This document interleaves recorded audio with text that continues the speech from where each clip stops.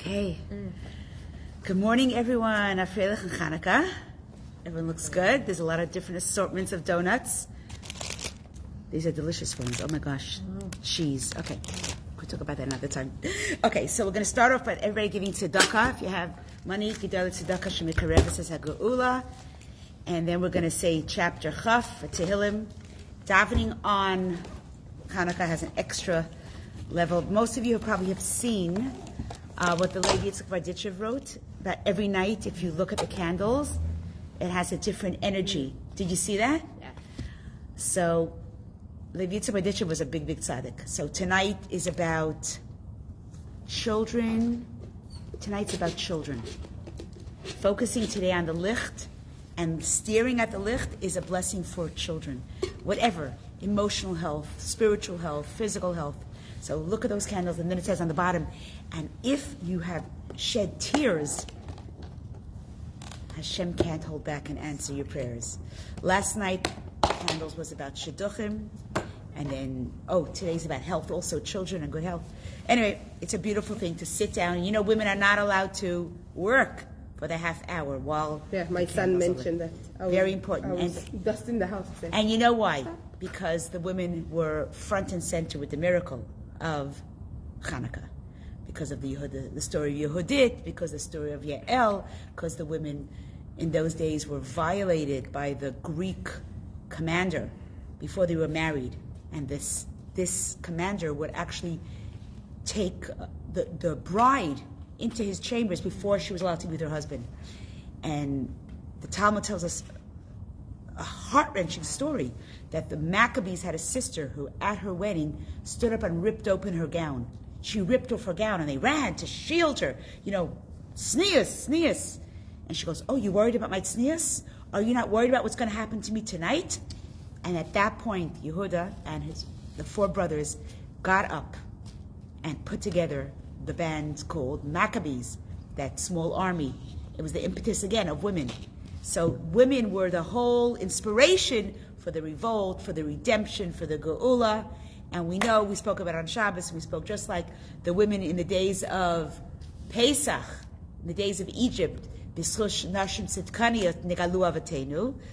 the women then brought the redemption, so too in our days it's going to be us. So it's going to be our bitachon, it's going to be our mitzvahs, it's going to be our enthusiasm, it's going to be us bringing the families along. And everyone here knows that if anything happens at home, it's because of the woman. You know, you can have a home where the husband is righteous, but the wife is like, it's not for me. Well, guess what? So goes the family. On the flip side, if a woman brings Yiddishkeit and joy and enthusiasm for the mitzvahs, well, guess what? The whole family joins.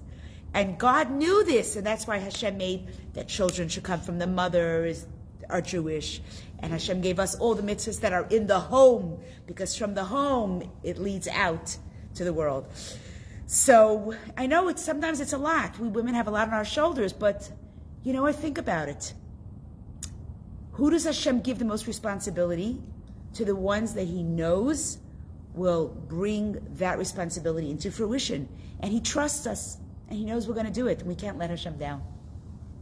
Okay, chapter Chaf for everyone who needs a refuah shalema, and feel free to put down anyone's names that need a refuah shalema. Please put them down in the comments. Good morning, Ava and Barbara, and everyone. I can't see who else. And Tanya's here. Good morning. Chag Sameach. Good night. Okay, so put down anyone that needs to have a refuah shalema. Hi, Rosalie. Good morning. Chag Sameach. Lamatech mizmar leDavid yancha Adonai biyom tzara yisagef Hashem Elahei Yaakov. Yishlach Ezracha mikodesh umitzion yisadeka. Yiskar kol machasecha v'lascha yidash nesela. Yiten lecha chavavecha v'chol atzascha yimale. Rana b'shuasecha v'shem Eloheinu nidgol. Yimale Adonai kol mashalosecha. Ata yadati ki yoshi Adonai mishicha yaner mishmei kachay b'gvuras yesha yimino. Ela v'recha ve'ela v'asusim v'anachnu v'shem Adonai Eloheinu naskir. Hema karu v'nafal v'anachnu kamnu v'nisadad. Adonai Hoshia Hamelech Hanenu V'yom Kareinu. I see we're saying Tehillim here. Today's class will be in honor of Moshe Eliezer ben Devorah Esther. Welcome back from Israel, Kayla. So nice to see you. Wow. Okay, hi Linda. How are you? How's everybody? Everybody know each other here? No. No? Okay, let's start. Linda, just introduce yourself. Linda Sayed, Hatsamea, Evelyn. Chava, Rivka. Nikki. Okay, and we have delicious assortment of saganiyot from cheese to custards to So chocolate. this is from Esther Bakery. If you worried about like. Thank you afterwards, so for some much, reason she didn't Rivka. have it. And for those of you who are watching live, you should be here because you get the donuts. Yeah. Just saying. Okay. Okay. So we started a little bit Tanya last week. Have you ever learned Tanya, Kayla? A little bit. Yeah. Linda, you? With you. Yes. Yeah, with me. Okay. Everyone else here is familiar with Tanya. I love Tanya. I love it so much. I find that it has totally transformed the way my brain and my heart work. It's some people go to a gym workout or they go to a yoga session and they come out and go, oh, this is my yoga place.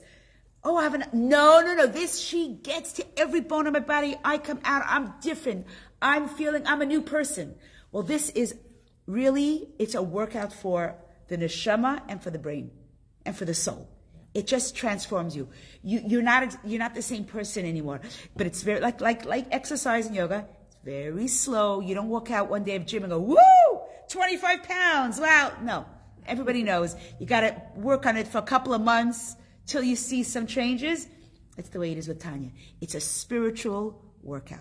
So we start off with chapter 1. Now remember, for all of you who wanted to buy the book, it's available by Mr. Gwynn.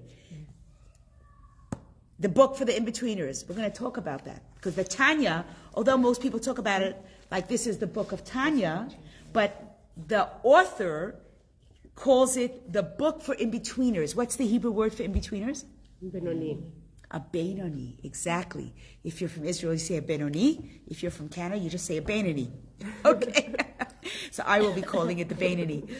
It's funny, my son Shalmer is in Israel, so he's spending every night going to the different IDF posts. So 2 nights ago, he was at a post with 1,000 IDFs. Yesterday, he went to one, and he brings 1,000 donuts. And last night, he calls me from the car. He has 800 donuts, and every night they go to a different base to bring. And he speaks. So he's the guy, and he speaks a fluent Hebrew, but with a purely Canadian accent. And you know what? There isn't a pin drop.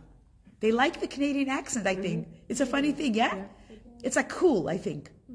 So, yes, I go, Shalber, how's your Hebrew? I can't believe it. He goes, yeah, it's a little bit with an accent, but they understand me.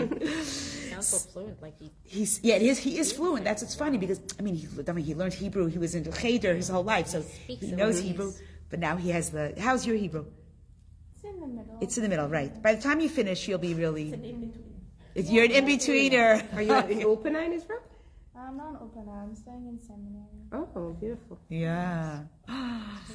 Hebrews is a little bit good. It's A little more bit. than what she's more than what she's Yeah. When I hear that this is older, you'll be glad. Yeah, it's amazing. Okay. So we start off, we're talking about last week, we touched a little bit on the 5 kinds of Jews. Now, if I said to you, you're tzaddik, a Beinoni, or Russia, what would you say? Russia. You say Russia. What does a Russia mean, Evelyn? Struggle. Oh, well, when I ask people what's a Russia, the first thing that comes out is wicked, right? The 4 sons at the Haggadah. Mm-hmm. There's the Chacham, there's the Russia. Whoa, the wicked. So here, Evelyn just made a huge bombshell. Yeah. She considers herself a Russia. How could that be? I know Evelyn. She ain't no wicked. But Evelyn clearly studied Tanya. Mm-hmm. And she knows that the way the Alter Rebbe translates Tanya is very different than the way the typical Jew translates the meaning of Russia. The tzaddik we know is what? Somebody who doesn't sin, everything is, it's always Tzaddik doing is the a godly Benoni. things. Is it what? It's a Benoni. Tzaddik is a Benoni? No. No? Tzaddik Righteous? is righteous. Oh, righteous. Tzaddik is complete righteous. Now, sometimes I'll look at some people and go, wow, that's definitely a tzaddik. Because why? What is according to Tanya? A tzaddik who has someone who their 3 garments. Now, what are the garments? Thoughts, speech, and action are the garments of a Jew. This is a very, very important piece of Chassidus, because the Tanya is written for average people. And it says to us like this: if your insides aren't perfect, don't worry about it. All you have to do is work on your 3 garments. Easy to say. Thought, speech, and action. Our emotions, we are not in control of. The analogy that I like to give is, it's a pop-up. Are you in charge of pop-ups that show up on your phone or on your computer? No.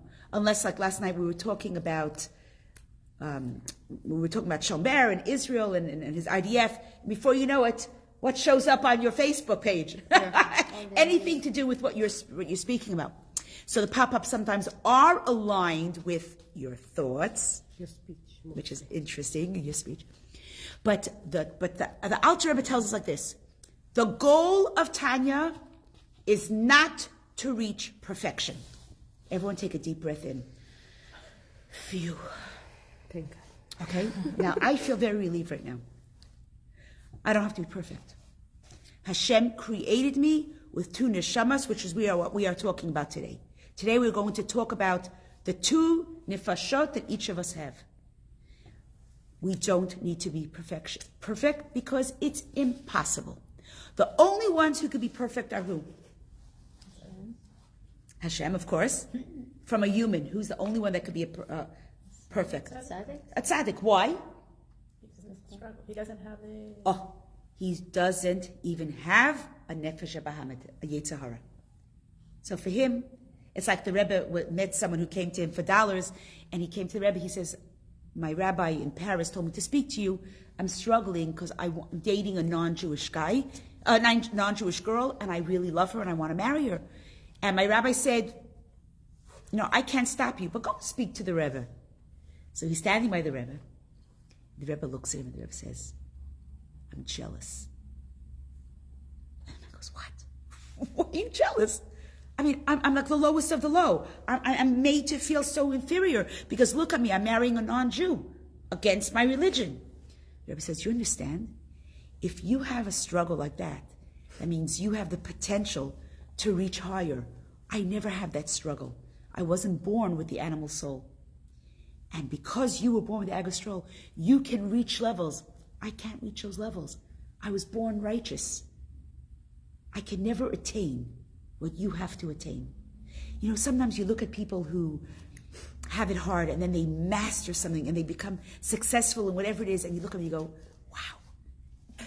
So because they struggled and they made it. And I was born, I didn't even have that struggle.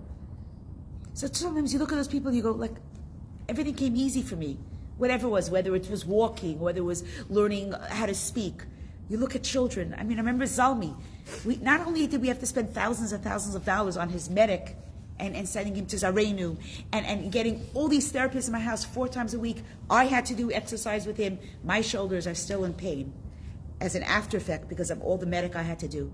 But when he walked, the screaming that went on in my house because he was almost 4 years old and he was walking. When the other kids walked at 12 months, we all went, yay! The struggle is what Hashem celebrates. So the tzaddik has no struggle. Like Evelyn said, he's already, he had the nefesh bahamis, or there's 2 kinds of tzaddikim. There's a tzaddik v'tovlo who never had a nefesh bahamis. The tzaddik v'ralo is the one, the tzaddik, the lower level tzaddik. He has it, but he put it to sleep. It is not even in existence. But then you have the Beinani. And that's why this book is called the Beinani. Because although we are probably not a Beinani, and I'm talking for myself, but I can try to be a Beinani. So what's the Beinani? The Beinani has emotions of hate, jealousy, negative thoughts, negative words. But he has that, The Beinoni has the emotions to do that, but he never, ever, ever does it. He might want to say something like, oh, really? That's what you think? He never says it. Thanks. He sees something that is very, very obnoxious, or he sees somebody that brings out a jealousy. The jealousy comes, his mind doesn't go there. That's the level of Beinoni. And I'm going to repeat again, just for Kaylin, because I really love this story, of Rabbi Nemanov, Nissim Nemanov, a very, very big chassid who lived in Paris. He lived in Brumois. I know this well because my son, Shomer, went to his yeshiva. He had passed away, but he went to that yeshiva. A yeshiva that really focuses a lot on growth, inner growth, becoming a real good chassid. And this man was known to be a Beinoni. But of course, he wouldn't say he's a Beinoni. A Beinoni doesn't boast, right? That's one of the things of being a Beinoni. He never felt great about themselves. Mm-hmm. He went to visit a nephew of his, and he was sharing a room with his great nephew, a little boy, who had overheard that this uncle of mine is a Beinoni. So when the uncle walked into the bedroom one night, he was sharing a room with him, because that's how you do it in large families. Everyone shares a room with somebody. He says, tell me, Fetter, is it true that you're a Beinoni? And he goes, do you want to be a Beinoni? Such a beautiful way to answer the question. Do you want to be a Beinoni? He goes, I do. He goes, go get a Tehillim. The little boy gets Tehillim. He says, now say Tehillim for 5 minutes straight. He opens it up. He thinks for 5 minutes. He's saying Tehillim, saying Tehillim. He goes, hey, stop. What were you thinking about Tehillim? What were you saying Tehillim? What were you doing saying Tehillim? You were just a Beinoni. He says, now do that for the rest of your life. Now, obviously it's hard. So why are we learning about a Beinoni if it's so hard? So the Alter Rebbe says, the reason we're learning about Beinoni is because even if we're a Beinoni, for a few minutes each day, you have mastered the art of being a Beinoni.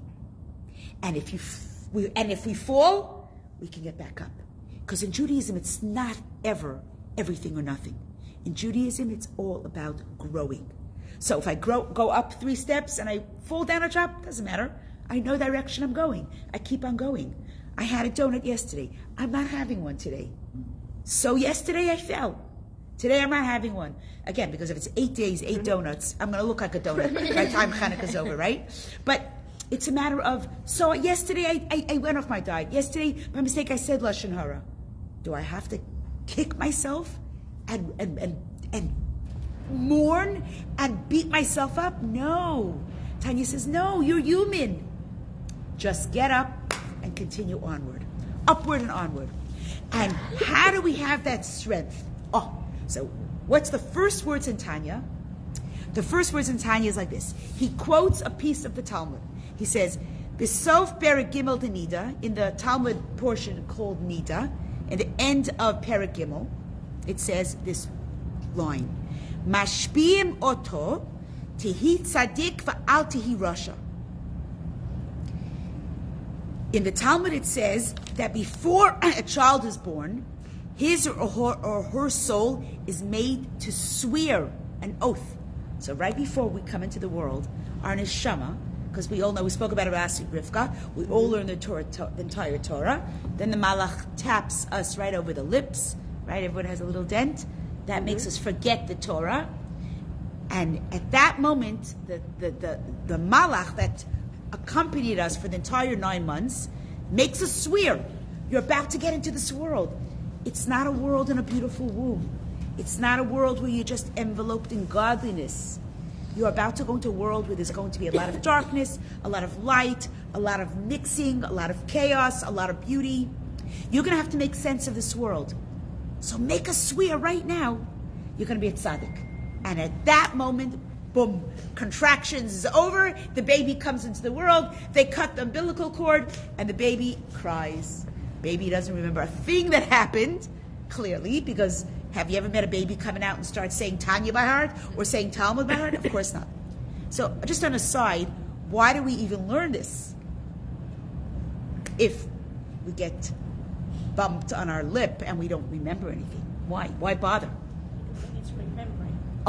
Because when you hear it again, your neshama, I feel like a deja vu. it's a deja vu.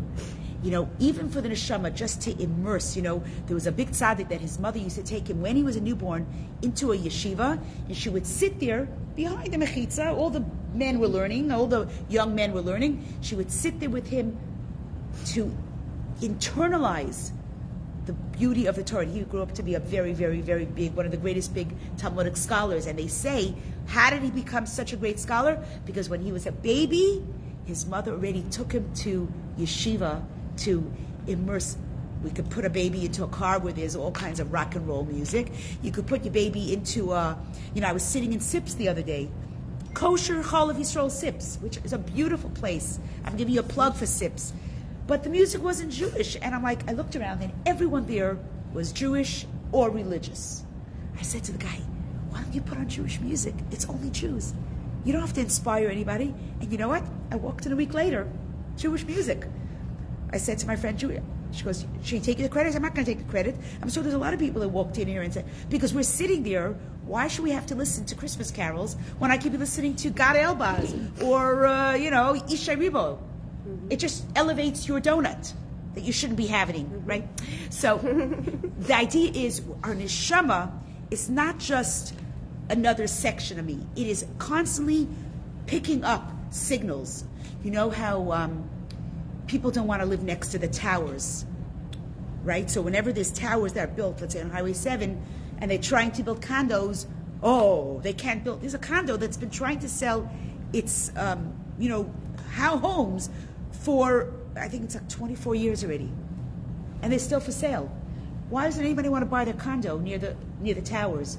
Because it sends off energy that is dangerous, either for the brain, right? We'd say that it's dangerous. So we stay away from this. Do we stay away from those kinds of influences for our neshama? Are we thinking about that? The neshama just came into the world. Right before it came into the world, it said, Tihi tzadik v'al tihi rasha. We made a swear. Every one of us made a swear. So we come into the world. But the fact that we made a swear is already giving us energy. You know when you tell your kids, next year we are going skiing. We're going to go up to Blue Mountains. And a year later, what do your kids come to you? You told us last year. And once you made a promise, even if you said bli neder, but once you said it, you got to keep your word. That's our neshama. So the question though that's asked follows this. He says, so be tzaddik v'al tihi rasha, and don't be a rasha. But then it continues. It says, v'afilu kol ha'olam kulo omrim l'cha tzaddik ata, and if the entire world tells you you're righteous, heyeh be'enecha kerasha. What does that mean? Even if the whole, even if the whole, even if the whole world tells you, you said to be Hebrew. Oh, okay. So even if the whole world tell you that you're a tzaddik, still mention yourself as a rasha.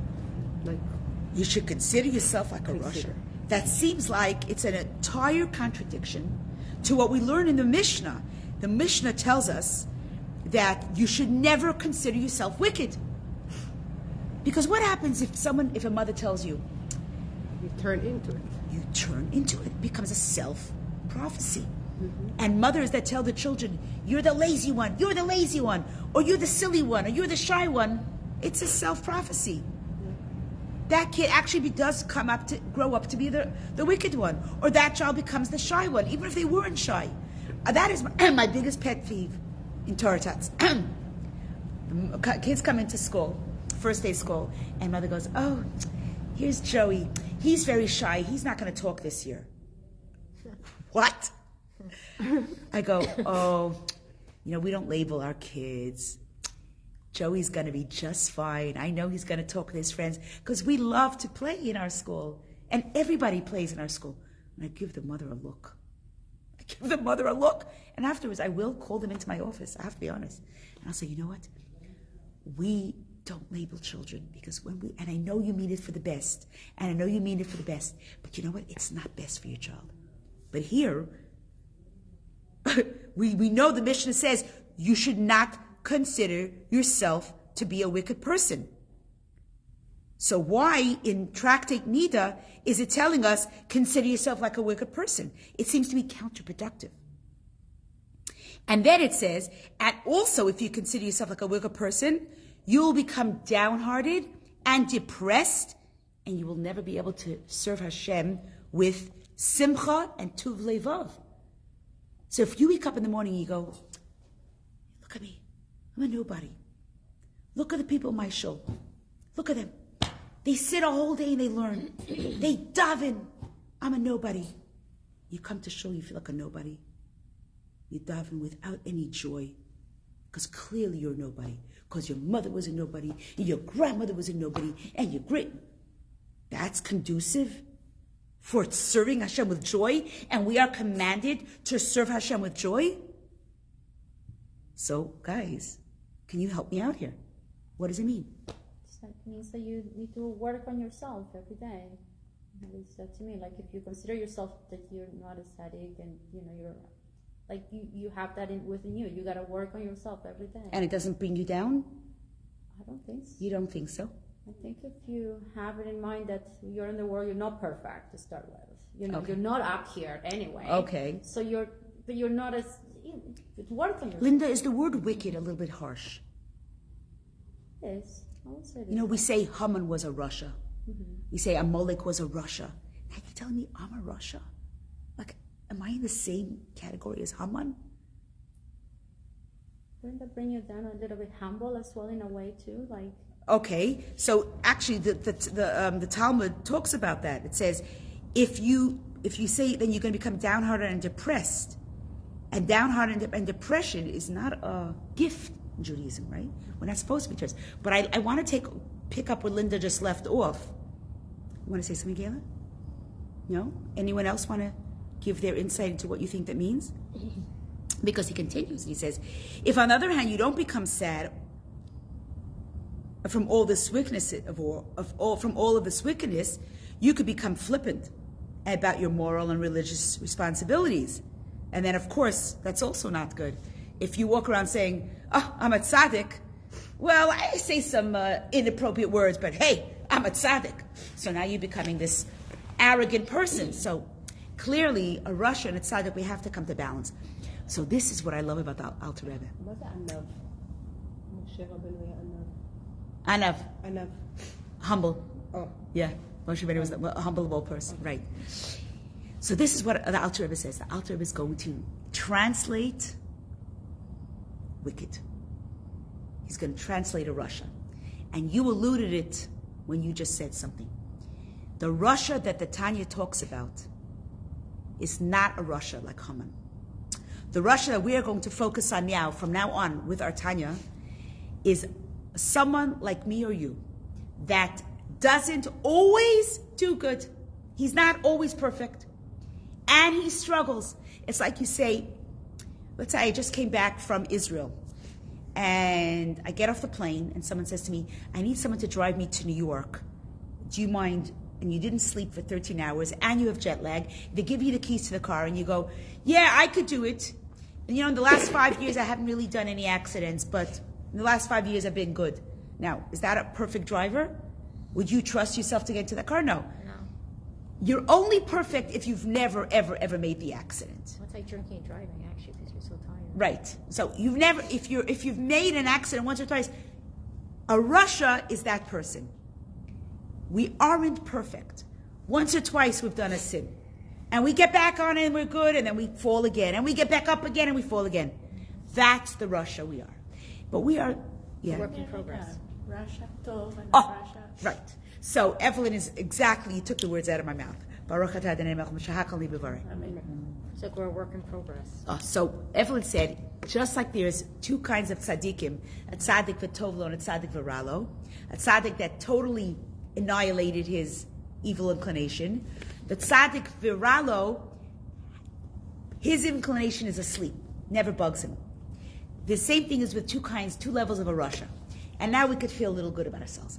There's a Russia v'ralo that does evil and never, ever regrets it.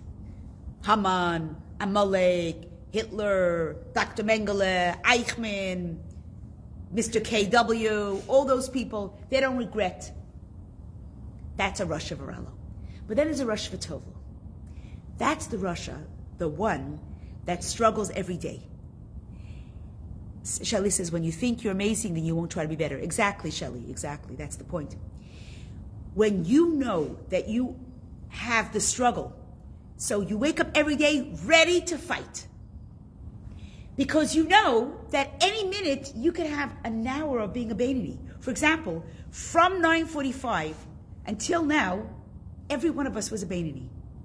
We are thinking Tanya, we were talking Tanya, and we're sitting here doing Tanya.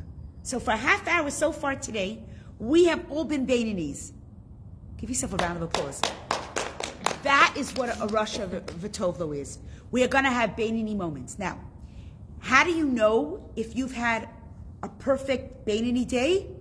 If till tonight, you've never once thought, said, or done anything against... It's hard when you have donuts. But guess what, Rivka? If you made a bracha on that donut, you have elevated that donut. The water was elevated because of the brachas we made.